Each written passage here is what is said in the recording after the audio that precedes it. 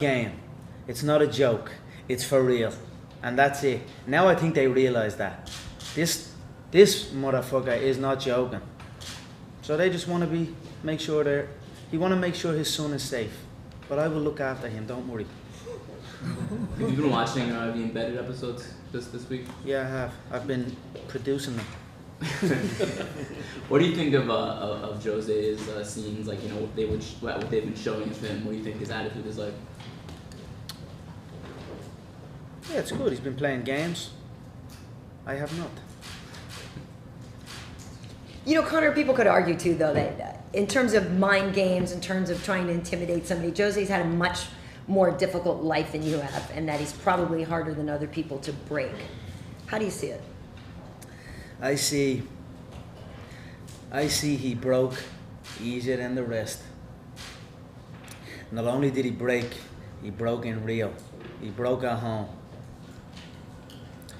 They all break eventually, but he broke good and early. How so? What'd you see? I just felt they probably thought it was a joke, and they probably thought it was maybe an act or something. It's a sell. I always hear them talking about selling. We must hype the fight. I'm not hyping nothing. I'm telling him what I'm going to do to him. I'm looking him dead in the eye. There's no cameras around. And I'm still saying I'm still ready to go. And I just feel he is not prepared for this. When you fight me, it's a different ball game as well. Maybe with all of this attention, with everything on, with the world tour, away from home, away from kids, something people cannot prepare for. They think they want this life, but they don't want it like I want it. So how come you're better prepared for it then? What is it about you, Conor, that separates you from other fighters? I mean, obviously you've been able to put yourself on the map a lot more quickly than other people have, and you've been able to draw a lot more attention than other people have. What is it about you, your DNA? How are you put together differently than these other people? I don't know. I got into it to find comfort in uncomfortable situations.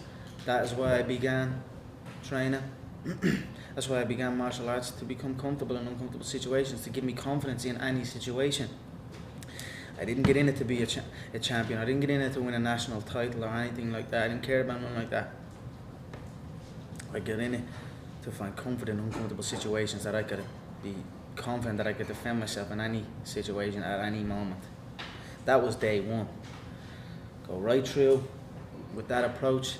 Now all of this, I feel good here. I actually feel better here than I would in a normal life. Do you know what I mean? Mm-hmm. And then since I've come into the UFC, there's been all this hype. I came in as a two-weight world champion.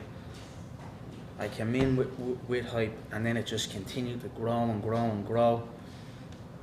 And now we're here. It's something I've just become accustomed to. He has not had that. The press conference in Rio that we done generated more revenue than his title fight against Mendes in Brazil. You know what I mean? So that's what happens when you fight me. You're fighting the big dog now. Well, was there one specific catalyst that had happened to you in your youth that made you feel like I need to get comfortable in these situations? Were you often in an uncomfortable situation and you didn't feel good about where you were? Just fights. Yeah. You get into fights when you're a kid, but they stuck in my head more. I just wanted to be confident in these situations. I knew if I could handle any situation, or if I could defend myself, not necessarily I was going out looking for it, but it would just give me confidence to be myself then. And I could do whatever I could just have confidence and do and say and be whatever I want to be, you know what I mean? And be who I am. And that was why. There was no particular moment, just in general, young boys, we get into fights. Something that's part of growing up. Was there a turning point fight though in your career that made you think, you know what, okay, now I didn't initially get into this because I wanted to win a title, but now I'm starting to see this is really within my reach? Was there a moment where you realized that and then kicked it into the next gear? Yeah, definitely. After my first defeat, I had no respect for jiu-jitsu. I had no respect for the grappling arts. I was a boxer. And I got caught in a leg lock, and whatever, I brushed it off. I drifted in and out. Wasn't really interested. Then my second loss,